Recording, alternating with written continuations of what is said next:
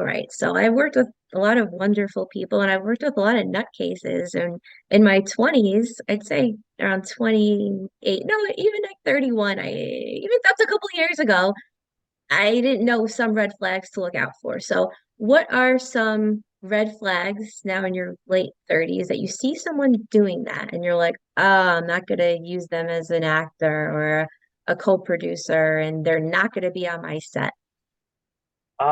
My thing right now actually is desperation.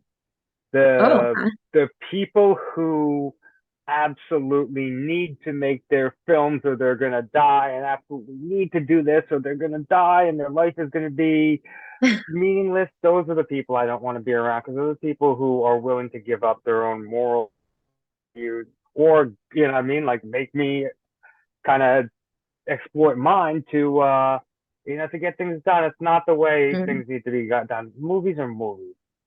An Mm-hmm. hour and a half distraction from life. It's not life or death. It's not you know what I mean. It's not as It's not important as most people put it out to be. No, it's right. great and it's a great distraction from life. It's a great thing that makes you think, but it's not more important than people's health and safety or feelings and to a certain degree. Mm-hmm. Um, if you need to make a movie so bad that you'd be willing to lie to people and rip people off of money and you know befriend people who you ordinarily wouldn't just so you can get an upper hand with companies or with different people like you know what I mean, go Mm-hmm. into banking because it's a better attitude for that career. If you Right. want to make art, you know what I mean? You should be the one that sacrifices and is willing to do all that stuff. Mm-hmm. But it's what I mean, there also comes a certain point where don't give up your morals, don't act like a dick. Don't ask your sister to get naked in a movie just because you need a naked girl. Like Does that ever those are happen? just kind of scummy things. I'm just giving examples and making Yeah, things yeah, up. yeah, yeah. Yeah, I just think it'd be interesting to ask your sister. It's like I could see asking some random person, but your sister of all people. So speaking of that, really similar question. There's a lot of I think there's a lot of narcissists and sociopaths in the industry. And I feel like also this industry attracts a lot of people who aren't really all there, or maybe their family or love life is not where it can be. So you can kind of dissociate's not really the right word, but you can kind of forget all that if you go into the fairy tale land of making a movie, because it really is a whole nother world where you are so immersed in the story you're telling. No, safety, people's safety on set's the only thing that scares me, like electrical stuff or I mean, like anything, any lights or anything there in precarious places. I don't What we don't do what any scared you? the movies I've done haven't been anything crazy enough with crazy enough stunts that I've had to be worried about. Well, what scared you about the intimate scene? Um, just doing it in general and making sure everyone was comfortable. Okay. All right, got And, it. I mean, like I couldn't imagine what it is like to be a woman in that scenario. And to be honest, I Hmm. can't even imagine what it's like to be the guy in that scenario because I don't want to act, and I certainly don't want to do that. Yeah, and also guys have moving parts that can shift around visibly where women can hide things, like things. Nothing can pop up on a woman's body, but I would be freaked out, that I what if don't you know, got all like excited the as a man? turkey chicken, the turkey is chicken. What's that analogy with the little thing that pops out of the that's turkey, right? That has the little white needle thing in it that has the red button that pops out when it's Sure, done. yeah, yeah. You could do either, yeah. Yeah, they have that thing going on. Like, Women? yeah, Maybe trans women.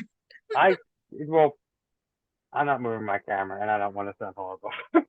But like, I guess we'll move on, but maybe you've if never someone heard gets it. you've never heard I someone say the turkeys are done on her or something like that. no, no, no, no. But I was thinking of popping up like, in a Yeah, I sex get scene. that. That's Yeah, obvious. yeah. No, no, I didn't know that. I don't know that. I don't know that phrase. I was clearly born yesterday. I also don't know how to use a pop filter. But anyway, we'll go to my last question. All right. What do you think of cancel culture, and what do you want to cancel? And what do you think is absolutely ridiculous that, shouldn't be canceled? Any of those. I would like to cancel my subscription to Netflix because it's awful.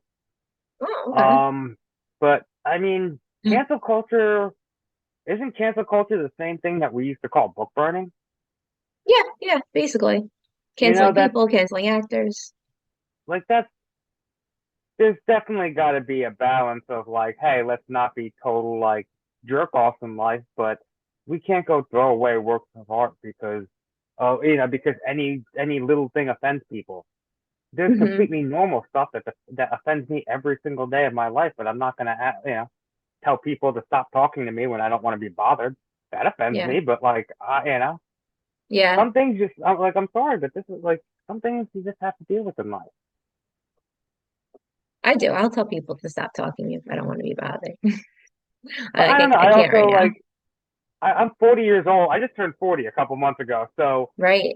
this world is no longer, this world isn't really my world anymore. Like, those kind of things aren't made for me. And if that's what this generation wants and that's what they're leaning toward, I mean, my generation has a chance to make our change in the world. And, like, this is what we gave them.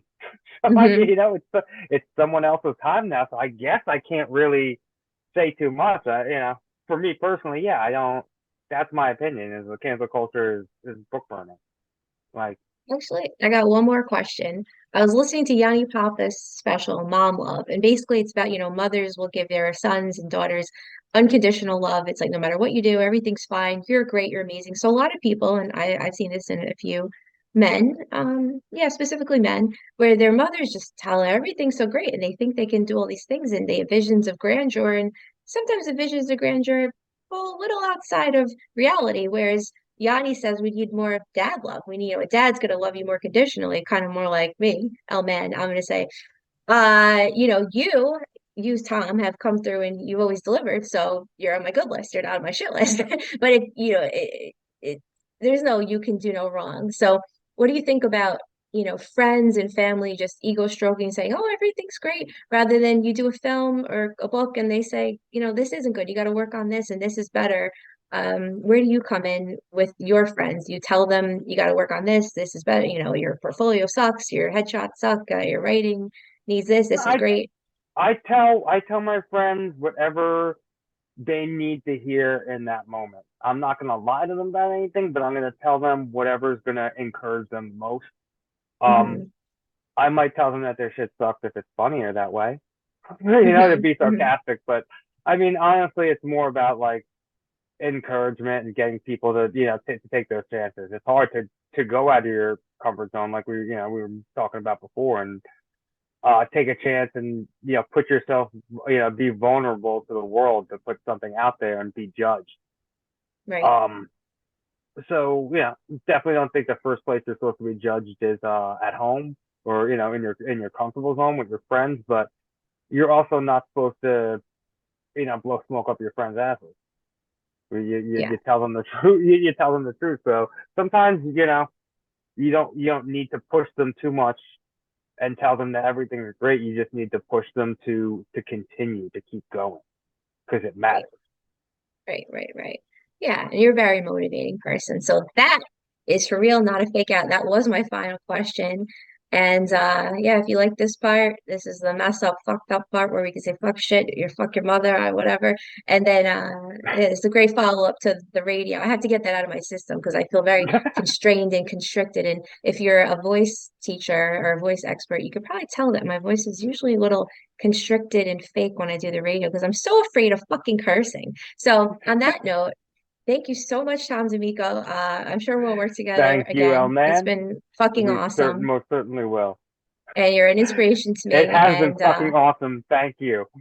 And if I do And anything I great, like it is your partly because of you. Dad, I like your scarf. You're getting ready for St. Patrick's Day. Oh, thank you. No, it's free. I was going to have, I'll just give you a quick aside. I don't believe in really gift giving. I think it's bullshit. And people do these secret Santas where you have to put in a $25 gift. two or three of those this year. So I said, I'm not. So I just solicit my parents, and I know they have a lot of stuff, and I have a lot of stuff, and, all new things that, my dad's dental office gets all these gifts that they don't want. So this is a brand new scarf, and I took it to re-gift it as a Secret Santa. But I had so many gifts. I actually gave a $50 or $60 for someone who hates gifts. I give a $50 or $60 Secret Santa gift for a $25 thing, and I didn't need this. So I figured I have absolutely pack of three garbage Amazon fleeces on from work right now. I have two, and there's food on this one. So I said, let's make this look presentable by putting this scarf on, and maybe this will make me look like a professional. So there's a little trick at home if you're wearing absolute garbage. Just put on some scarf that looks a little snooty or fake Burberry-ish, and maybe you'll look like a professional. And there's my final thought on that one. All right, man. Any final thoughts? No, no, just keep doing what you're doing now, man. I've been enjoying, and yes, hopefully we'll be working together very Sweet, sweetheart. All right, we'll talk to you later. soon. Bye. Take care. Peace. And maybe I can figure out how to shut this off. Oh, there we go. We got like screens open covering off.